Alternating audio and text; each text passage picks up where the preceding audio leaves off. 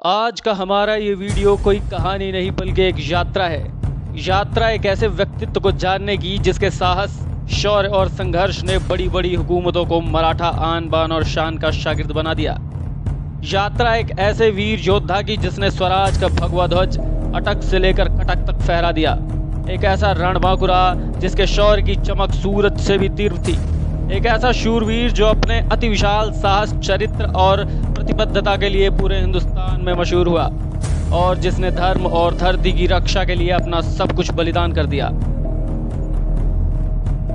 मैं बात कर रहा हूं हिंदवी स्वराज या हिंदू पदशाही के जनक कहे जाने वाले छत्रपति शिवाजी महाराज के बेटे और विशाल मराठा साम्राज्य के दूसरे छत्रपति संभाजी राजे भोसले की, जिन्हें कोई स्वराज रक्षक, कोई शक्तिमान शंभू तो कोई छावा के नाम से जानता है।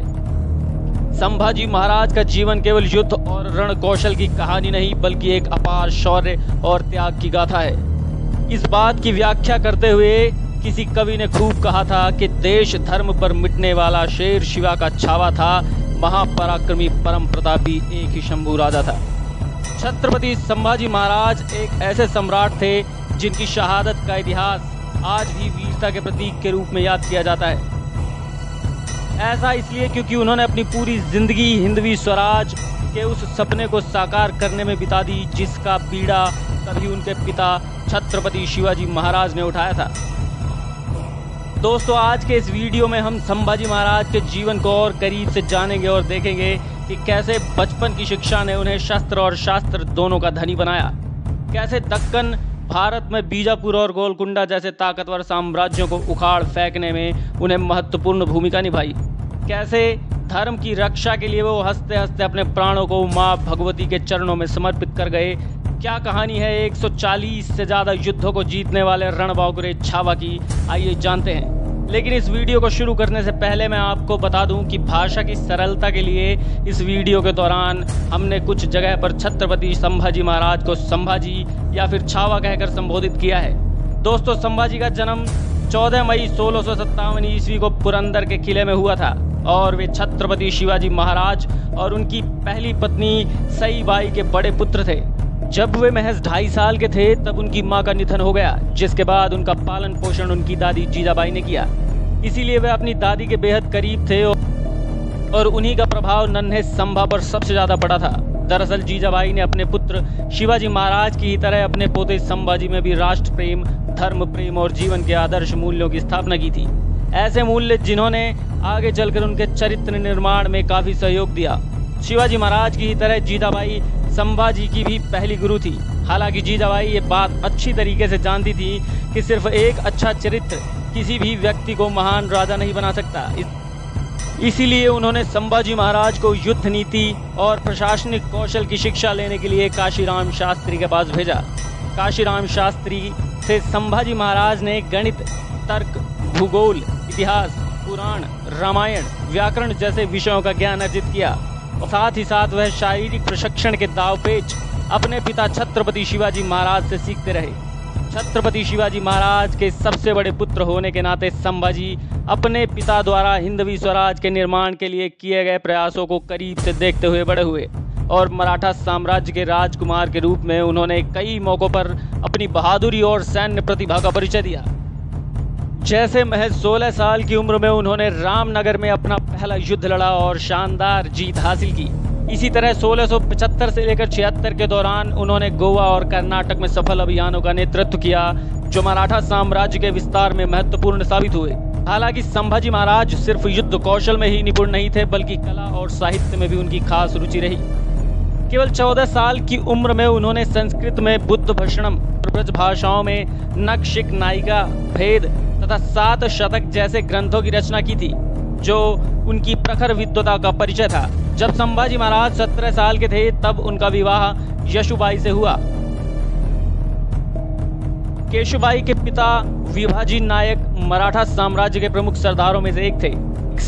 ऐसे में इस वैवाहिक गठबंधन ने न सिर्फ छत्रपति शिवाजी महाराज को कोंकण के क्षेत्र पर नियंत्रण दिया बल्कि यहीं से मराठा साम्राज्य में विभिन्न कबीलों और परिवारों के बीच एक ऐसा मजबूत गठबंधन स्थापित हुआ जिसने साम्राज्य को औपचारिक राजनीतिक स्थायित्व प्रदान किया।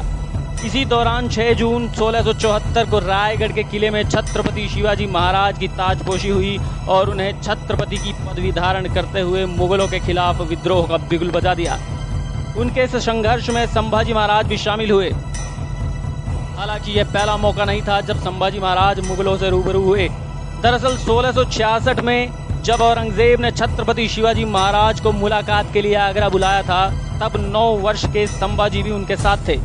यहाँ तक कि जब औरंगजेब ने छल से उन्हें नजरबंद किया, तब भी संभाजी महाराज उनके साथ ही रहे और फिर 17 अगस्त 1666 को वो छत्रपति शिवाजी महाराज के साथ टोकरी में छिपकर मुगलों के शिकंजे से भाग निकलने में सफल हुए। इस वाकये ने संभाजी को बचपन में ही मुगलों के छल कपट से वाकिफ करवा दिया और उनका यही अनुभव कहीं न कहीं औरंगजेब के साथ उनकी अनबन का पहला कारण भी बना। सन 1674 से 1680 के बीच जब छत्रपति शिवाजी महाराज दिल्ली, बीजापुर और गोलकुंडा जैसे साम्राज्यों से लोहा लेते रहे, तब तक संभाजी महाराज ने मराठा सेना के कई सैन्य अभियानों का सफलतापूर्वक नेतृत्व किया।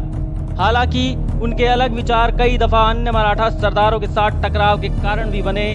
दरअसल बचपन से ही संभाजी महाराज मराठा साम्राज्य का नेतृत्व अपनी शैली से करना चाहते थे, जिसके कारण कभी कभी उनका टकराव अपने पिता के दरबार में मौजूद दरबारियों और असूकरदार सरदारों से होता था। उदाहरण के लिए दादूजी कोंडदेव, जो मराठा साम्राज्य के प्रमुख प्रशासक थे, जो सैन्य मामलों में महत्वपूर्ण भूमिका निभाया करते थे, उनके साथ कई दफा संभाजी के मतभेद हुए। असल में इसका कारण छत्रपति शिवाजी महाराज और संभाजी का एक दूसरे से एकदम भिन्न व्यक्तित्व था। जहां एक तरफ शिवाजी महाराज एक रणनीतिक शासक थे जो अपने हर फैसले को कूटनीतिक कसौटी पर तोल मोल कर लिया करते थे, वहीं दूसरी तरफ संभाजी महाराज के फैसले अक्सर बेबाक और दिलेर होते थे। यानी आप कह सकते हैं कि छत्रपति शिवाजी महाराज दिमाग की और संभाजी महाराज मन की आवाज पर चलते थे। बहरहाल संभाजी महाराज की यही आदत कई मराठा सूबेदारों और सरदारों को पसंद नहीं थी, जिसके चलते उनमें से कई लोग छत्रपति शिवाजी महाराज के दूसरे बेटे यानी राजा राम को छत्रपति शिवाजी महाराज के बाद मराठा साम्राज्य का उत्तराधिकारी बनते देखना चाहते थे। लेकिन उत्तराधिकार की ये कश्मकश सिर्फ संभाजी महाराज और मराठा सरदारों के बीच में ही नहीं थी, बल्कि खुद राजा राम भी इसमें शामिल थे। दरअसल राजा राम की मां यानी शिवाजी महाराज की दूसरी पत्नी सोयराबाई बड़ी ही महत्वाकांक्षी औरत थी, जो अपने बेटे के लिए मराठा साम्राज्य को हथियाना चाहती थी। ऐसा करने के लिए उन्होंने कई सारे षड्यंत्र भी रचे। उदाहरण के लिए कुछ इतिहासकारों का मानना है कि सोयराबाई ने अपने एक जासूस की मदद से संभाजी महाराज को जहर देने का प्रयास किया। यही वजह थी कि 1678 आते आते संभाजी महाराज और उनके छोटे बेटे राजा राम के बीच तनाव बढ़ता गया और अब दोनों ने साम्राज्य के अलग अलग हिस्सों पर अपना प्रभाव जमाना शुरू कर दिया। हालांकि ये तनाव अस्थायी रूप से हल तब हो गया जब छत्रपति शिवाजी महाराज ने संभाजी को उनके गुणों के चलते अपना उत्तराधिकारी बनाने का फैसला किया। लेकिन जब छत्रपति शिवाजी महाराज का स्वास्थ्य खराब होने लगा, तब मराठा साम्राज्य पर मुगल साम्राज्य का दबाव बढ़ गया। ऊपर से राजा राम और संभाजी के बीच तनाव का फायदा मुगलों को भी मिला, क्योंकि उस वक्त मराठा शक्ति बटी हुई थी। अब तक संभाजी महाराज समझ चुके थे कि अगर उन्हें मराठाओं को मुगलों से बचाना है तो उन्हें सत्ता की बागडोर अपने हाथों में लेनी पड़ेगी। 3 अप्रैल 1680 को छत्रपति शिवाजी महाराज की मौत के बाद उनकी पत्नी सोयराबाई ने मंत्रियों के साथ मिलकर राजा राम को ताज पहनाने की योजना बनाई। वह अपनी इस चाल में कामयाब भी हो रही थी, जिसके बाद 21 अप्रैल 1680 को 10 साल के राजा राम को सिंहासन पर बैठा दिया गया। हालांकि संभाजी महाराज ने तुरंत रायगढ़ किले पर कब्जा कर कई मराठा सरदारों का समर्थन प्राप्त किया और 20 जुलाई को औपचारिक रूप से सिंहासन पर बैठ गए। यहाँ एक बड़ा ही रोचक किस्सा संभाजी महाराज और मराठा सरदार हमीर राव मोहिते के बीच भी घटित हुआ। दरअसल हमीर राव मोहिते सोयराबाई के भाई थे और जब सोयराबाई ने संभाजी महाराज के खिलाफ विद्रोह किया था, तब हमीर राव मोहिते खुद पन्हाला जाकर संभाजी महाराज को राजा राम की अधीनता स्वीकार करवाने वाले थे। हालांकि जब उनकी मुलाकात संभाजी महाराज से हुई तो उन्होंने अपना इरादा बदल लिया और अपना समर्थन संभाजी महाराज को दे दिया, जो सोयराबाई और राजा राम के लिए सबसे बड़ा झटका साबित हुआ। बहरहाल छत्रपति बनते ही संभाजी महाराज ने राजा राम और उनकी मां सोयराबाई और पत्नी जंकीबाई को बंदी बनवा लिया और सोयराबाई को साजिश के आरोप में अक्टूबर में फांसी दे दी गई। हालांकि वासुदेव सीताराम बंदरे जैसे कुछ इतिहासकारों का मानना है कि सोयराबाई की मौत प्राकृतिक कारणों से हुई थी और खुद संभाजी महाराज ने ही उनका अंतिम संस्कार किया था। दोस्तों 16 जनवरी 1681 को संभाजी महाराज का विधिवत राज्याभिषेक हुआ।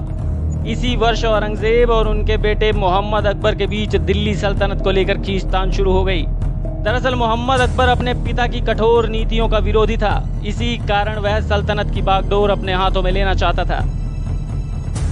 साल 1681 में सत्ता पाने की चाहत में औरंगजेब के चौथे बेटे को बागी बना दिया, जिसके चलते औरंगजेब ने मोहम्मद अकबर को गिरफ्तार करने का आदेश दे दिया।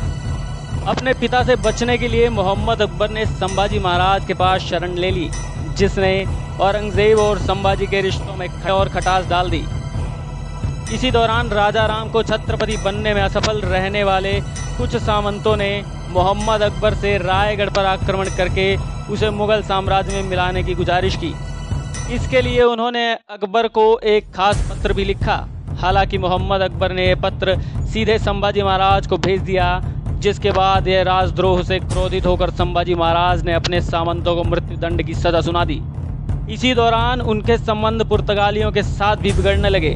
दरअसल दक्कन सल्तनत पर लगाम लगाने के लिए पुर्तगालियों और मराठों ने कई वर्षों तक गठबंधन बनाए रखा, लेकिन छत्रपति शिवाजी महाराज की मौत के 2 साल बाद 1682 में संभाजी महाराज ने पुर्तगाली क्षेत्रों के साथ लगने वाली सीमाओं पर किलेबंदी शुरू करवा दी, जिसके चलते पुर्तगाली मराठाओं का साथ छोड़कर मुगलों के खेमे में आ गए। ऐसे में पुर्तगालियों को नियंत्रित करने के लिए संभाजी महाराज ने एक के बाद एक उनके कई ठिकानों को निशाना बनाया। इस दौरान संभाजी महाराज ने गोवा जैसे महत्वपूर्ण इलाके पर अपना नियंत्रण स्थापित किया, जिसके चलते कई बंदरगाहों पर मराठा कंट्रोल हो गया। जब इस बात का पता औरंगजेब को लगा तो उसने पुर्तगाली वायसराय को गोवा में एक पत्र भेजकर मराठों पर युद्ध की घोषणा करने की बात कही, लेकिन वायसराय ने ऐसा कुछ भी करने से साफ इनकार कर दिया। दरअसल ये वो समय था जब तक मराठा शक्ति अपने चरम पर थी और उन्हें बीजापुर, गोलकुंडा और बेसिन जैसे इलाकों से चौथे और सरदेशमुखी प्राप्त हो चुके थे, जिससे वह उनकी सेना को तेजी से बढ़ा पा रहे थे। वायसराय का साथ ना मिलने के बाद औरंगजेब ने खुद संभाजी महाराज पर सीधे वार करने का फैसला किया। इसकी शुरुआत दक्षिण महाराष्ट्र के उत्तरी क्षेत्र नासिक बागलाड़ से हुई, जहां एक के बाद एक युद्ध हुए और कई मराठा किलों को निशाना बनाया गया। हालांकि वर्ष 1686 तक मुगल सेना किसी भी किले पर कब्जा करने में सफल नहीं हुई, जिसके बाद औरंगजेब ने छल कपट का सहारा लेना शुरू कर दिया। 1686 के अंत में मुगलों ने किलेदार आसोजी को मनसब देकर सालर का किला हथिया लिया। इसी तरह 1687 में रामशेज और 1689 की शुरुआत तक हरीशगढ़, त्रिंगा और करनी जैसे कई महत्वपूर्ण स्थान मुगलों के आधिपत्य में आ गए। इसलिए अब संभाजी महाराज रायगढ़ से दूर संगमेश्वर में रहने लगे थे। एक दिन जब वह रायगढ़ के किले के लिए प्रस्थान करने लगे तो कुछ लोगों ने आकर उनसे उनकी कुछ समस्याएं सुनने को कहा, जिसके चलते संभाजी महाराज ने अपने साथ केवल 200 सैनिकों को रखकर बाकी सेना को रायगढ़ भेज दिया। जब इस बात का पता गणोजी शिर्के को लगा तो वो मुगल सरदार मुकर्रम खान को साथ लेकर एक गुप्त रास्ते से 5000 की फौज के साथ वहां पहुंच गया। ये वो रास्ता था जो सिर्फ मराठों को पता था, इसलिए संभाजी महाराज को कभी भी नहीं लगा कि कोई शत्रु इस ओर से आ सकेगा। दरअसल गणोजी शिर्के संभाजी महाराज की पत्नी यशुबाई का भाई था, जो वतनदार को लेकर संभाजी से नाराज चल रहा था, इसीलिए उसने मराठों के साथ विश्वासघात किया। बहरहाल संभाजी महाराज ने लड़ने की कोशिश की, लेकिन महज 200 की सेना के साथ मुगलों को हराना मुमकिन नहीं था। इसके बाद संभाजी महाराज को उनके अपने सलाहकार कवि कलश के साथ बंदी बना लिया गया और दोनों को अहमदनगर के बहादुरगढ़ के किले में ले जाया गया। वहां औरंगजेब ने उन दोनों वीरों की जुबान कटवा दी और आंखें निकलवा दी।